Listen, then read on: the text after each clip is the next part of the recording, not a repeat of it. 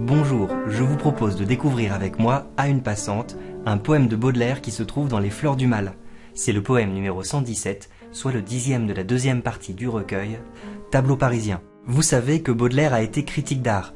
Il est notamment grand admirateur d'un artiste de son époque, Constantin Guy. Ce peintre et dessinateur capte des instants éphémères. Il réalise des croquis de mœurs, il représente ses contemporains dans des costumes de l'époque, dans la rue, au théâtre, accoudés au rebord des fenêtres. Dans un recueil d'essais intitulé Le peintre de la vie moderne, Baudelaire fait l'éloge des aquarelles de Constantin Guy. Il s'agit pour lui de dégager de la mode ce qu'elle peut contenir de poétique dans l'historique, de tirer l'éternel du transitoire. Et il en profite pour définir sa propre conception de la beauté moderne.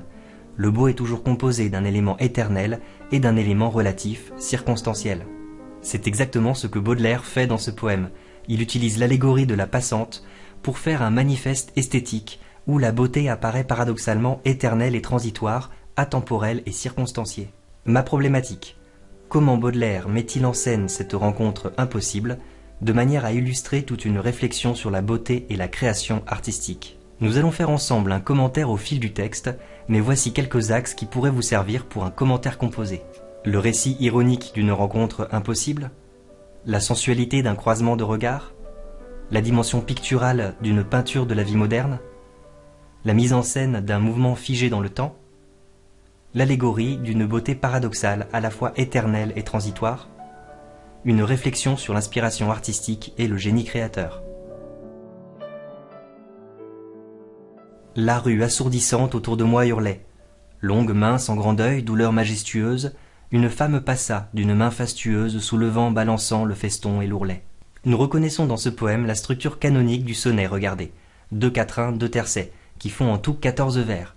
Pour les quatrains, on trouve des rimes embrassées qui évoquent bien une relation entre deux personnages, d'autant que les rimes sont masculines et féminines. Une rime féminine, c'est une rime qui se termine avec un E muet.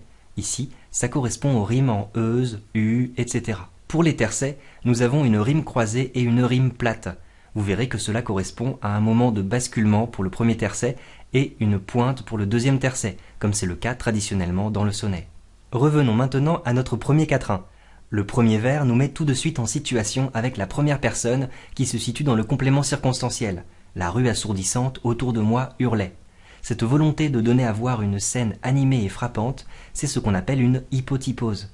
Ainsi, la rue est personnifiée par le verbe hurler, nous donnant ainsi en même temps à voir et à entendre. Le moment d'apparition de la passante est alors soigneusement mis en scène. Une femme passa. C'est le seul passé simple du poème. Tous les autres verbes convergent donc vers cette seule action réellement ponctuelle. Hurlet, à l'imparfait, sert à planter le décor, tandis que les deux participes présents, soulevant, balançant, sont deux actions secondaires qui figent le mouvement de la passante comme un cliché photographique ou un effet de ralenti. On dirait que le temps s'est arrêté pour l'observateur. Le rythme de la syntaxe accentue cet effet de ralentissement. Regardez, deux adjectifs, longue, mince, sont suivis d'un complément circonstanciel, en grand deuil, puis d'une incise, douleur majestueuse. Tous ces éléments renvoient à une femme, le sujet du verbe passer, qui est ainsi retardé pendant un vers entier. L'effet d'attente est frappant. Autre point caractéristique de ce poème, la modernité des images. C'est effectivement la volonté de Baudelaire dans cette deuxième partie des Fleurs du Mal, intitulée Tableau parisien. Il n'hésite pas à prendre la rue comme cadre d'un poème. On est loin des méditations poétiques de Lamartine avec les paysages état d'âme du lac et du vallon qui représentent les thèmes privilégiés du romantisme. Regardez le lexique utilisé, le feston et l'ourlet. Ce sont deux détails du manteau qui esquissent comme une gravure de mode. On retrouve bien ici les motifs du peintre de la vie moderne, les fameuses aquarelles de Constantin Guy. Ce contexte nous permet de mieux comprendre les enjeux du poème. La passante est une allégorie baudelairienne de la beauté, douleur majestueuse. Cette petite périphrase semble désigner, nommer cette allégorie. Pour ceux qui ont besoin d'une petite définition précise, l'allégorie est la représentation personnifiée d'une idée abstraite.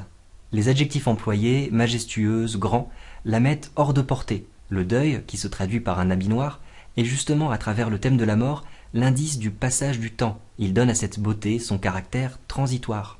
D'ailleurs, regardez les rimes féminines, majestueuse, fastueuse. Ce sont des rimes en tueuse qui annoncent déjà le plaisir qui tue qui se trouve à la fin du deuxième quatrain.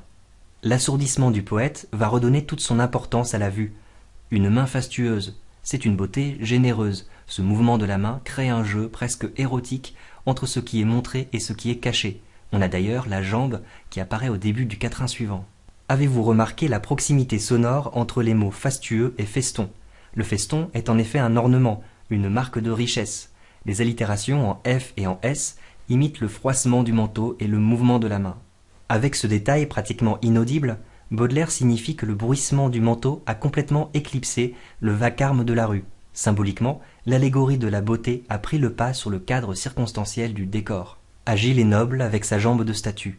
Moi je buvais, crispé comme un extravagant, dans son œil ciel livide où germe l'ouragan, la douceur qui fascine et le plaisir qui tue. On retrouve dans ce quatrain les éléments qui caractérisent la beauté baudelairienne. La noblesse atemporelle et figée de la beauté classique est mêlée à la fugacité du mouvement de la jambe qui l'emmène au loin.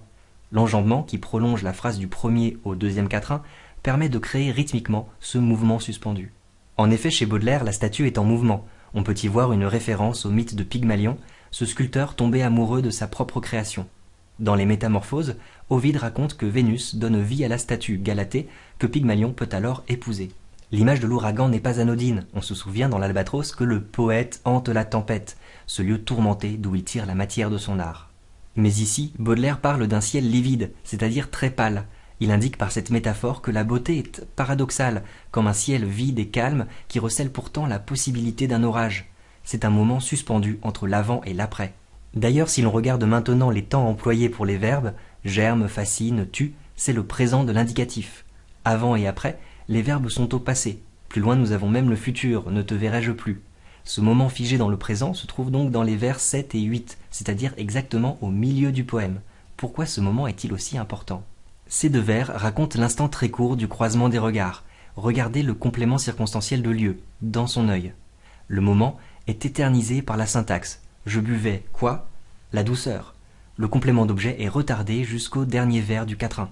L'allitération en S semble imiter cette douceur du regard, prolongeant le jeu entre les sons et la vue qui était initié dans le premier quatrain avec le mouvement du feston et de l'ourlet. D'ailleurs, ce passage est particulièrement sensuel, avec le toucher représenté par la douceur, et l'on retrouve également le goût évoqué par le verbe boire. Cette image poétique d'un regard liquide à la fois sonore et caressant crée une véritable synesthésie, une correspondance entre diverses perceptions. Dans un autre poème des Fleurs du Mal, Hymne à la beauté, Baudelaire écrit « Viens-tu du ciel profond ou sors-tu de l'abîme, ô beauté? Ton regard infernal et divin verse confusément le bienfait et le crime, et l'on peut pour cela te comparer au vin. » Quels sont les points communs entre la beauté et le vin dans notre poème? Le poète boit deux choses, la douceur qui fascine et le plaisir qui tue. C'est une autre métaphore où l'inspiration poétique est comparée à une boisson et à l'ivresse. On retrouve bien la dualité de la beauté à la fois douce et amère. Dans un essai, Les paradis artificiels, Baudelaire trace un lien entre les drogues et l'inspiration poétique. Cependant, pour lui, le véritable poète trouve cet état d'éveil et d'exacerbation des sens, non dans la consommation des drogues, mais dans la création artistique elle-même. Baudelaire ne manque pas d'autodérision dans sa représentation du poète, crispé comme un extravagant. D'un côté, nous avons une allégorie de la beauté, agile, en mouvement, et de l'autre, nous avons un spectateur immobile qui ne se rend plus compte de sa propre apparence tant il est fasciné. Moi, je buvais. La première personne du singulier est rejetée en tête de vers. C'est une véritable mise en scène qui oppose concrètement les deux personnages. La beauté est dangereuse, il suffit de voir le verbe final, elle tue. Le poète se trouve alors en position de victime potentielle. Dans un poème en prose intitulé Le Confiteor de l'artiste, qui se trouve dans le Spleen de Paris, Baudelaire écrit « L'étude du beau est un duel où l'artiste crie de frayeur avant d'être vaincu. Un éclair, puis la nuit. Fugitive beauté dont le regard m'a fait soudainement renaître, ne te verrai-je plus que dans l'éternité ?» C'est précisément dans l'intervalle des points de suspension que le sonnet bascule, comme si l'événement était trop court, impossible à rapporter. La métaphore de l'orage est filée. La création artistique survient le temps d'un éclair de génie, mais c'est aussi une rencontre qui s'apparente au coup de foudre. Fugitive beauté dont le regard m'a fait renaître. La tournure normale aurait été « le regard de cette beauté fugitive m'a fait renaître ». Par un effet de style, l'adjectif est placé en tête de phrase, comme s'il avait la force d'un nom propre, n'ayant donc pas besoin de déterminant. Cela renforce la dimension allégorique de la beauté, d'autant que le mot fugitif peut aussi être appliqué à un être humain. La passante semble fuir comme la fuite du temps, qui était déjà symbolisée dans le premier quatrain par la tenue en deuil. La brièveté de ce moment est donc aussitôt associée au regret. Le passé composé apparaît, le regard m'a fait soudainement renaître. C'est le temps des actions terminées, révolues, mais dont on perçoit encore les conséquences. Les allitérations en R représentent ce regret du poète. C'est pourtant à partir de cette disparition que le poète retrouve la parole, fugitive beauté. C'est une apostrophe. Il utilise désormais la deuxième personne pour s'adresser directement à elle. Ne te verrai-je plus.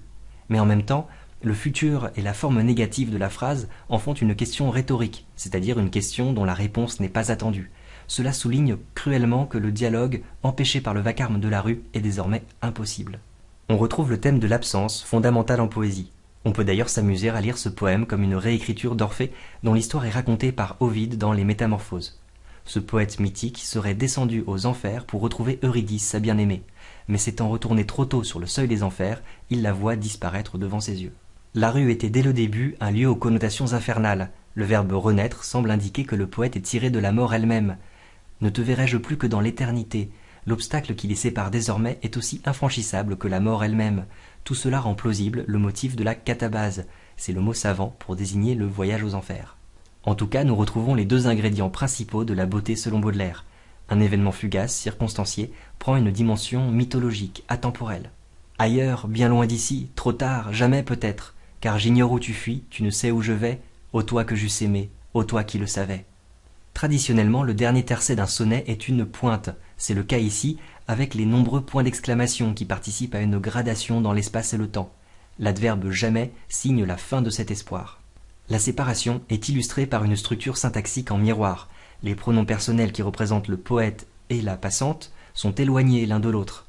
Une disposition en miroir comme celle-là, c'est ce qu'on appelle un chiasme. Dans ces vers, le présent de l'indicatif semble avoir une valeur un peu particulière qui tend vers le présent de vérité générale. En effet, l'ignorance des deux personnages, réciproques, est comme un état des choses éternel. Derrière la petite anecdote de deux inconnus qui se croisent et se perdent de vue, Baudelaire raconte le drame éternel de la recherche esthétique, toujours renouvelée, jamais satisfaite. Le mot « ailleurs » rappelle ces poèmes comme le parfum exotique ou l'invitation au voyage, où la beauté est recherchée en des lieux toujours lointains. L'ailleurs est bien un symbole de l'insatisfaction et de l'irréel. On dit que le subjonctif est le mode de l'irréel ou de la virtualité. Il est en effet employé pour des actions qui restent des hypothèses inaccomplies. « Ô toi que j'eusse aimé ». Cette phrase libère toute l'ironie de ce poème qui raconte une rencontre qui précisément n'est pas une rencontre. On reconnaît bien là le mécanisme de l'ironie qui consiste à dire une chose tout en disant son inverse. La double apostrophe va dans le même sens car elle semble construire un dialogue où justement il ne peut pas y avoir de dialogue. Le thème de l'amour déçu, la cruauté de la belle dame sans merci, ce sont des thèmes traditionnels dans la poésie. À cet égard, l'œuvre poétique de Pétrarque est fondatrice. Dans le Canzonière, il raconte toutes les étapes de son amour impossible pour Laure de Sade, une personne réelle idéalisée dans sa poésie. Mais dans notre poème, le reproche final, ô toi qui le savais, ne parvient qu'à mimer une relation qui n'a jamais commencé d'exister. Dans ce sonnet, Baudelaire met en scène l'apparition fugitive d'une passante sous le regard fasciné du poète. Le poème fige cet instant très court du croisement des regards avec des effets de ralenti, comme un cliché photographique. La sensualité de cet instant rend compte de l'ivresse que la beauté procure au poète. Les images saisissantes révèlent les affinités entre le coup de foudre amoureux et l'éclair de génie. On peut parler d'hypotypose, tant la dimension picturale est frappante. On retrouve dans ce poème les thèmes fondamentaux de l'absence et du regret, mais Baudelaire renouvelle ces thèmes à travers l'ironie de la situation. La rencontre est impossible, et le dialogue se transforme en monologue après la disparition de la passante. Comme Orphée, le poète est séparé de sa bien-aimée par des obstacles aussi infranchissables que la mort elle-même, mais ironiquement, il est surtout la victime d'une relation qui n'a jamais existé. Derrière le récit anecdotique se cache une réflexion sur la recherche esthétique. À la fois mouvante et immobile, la passante est l'allégorie d'une beauté paradoxale.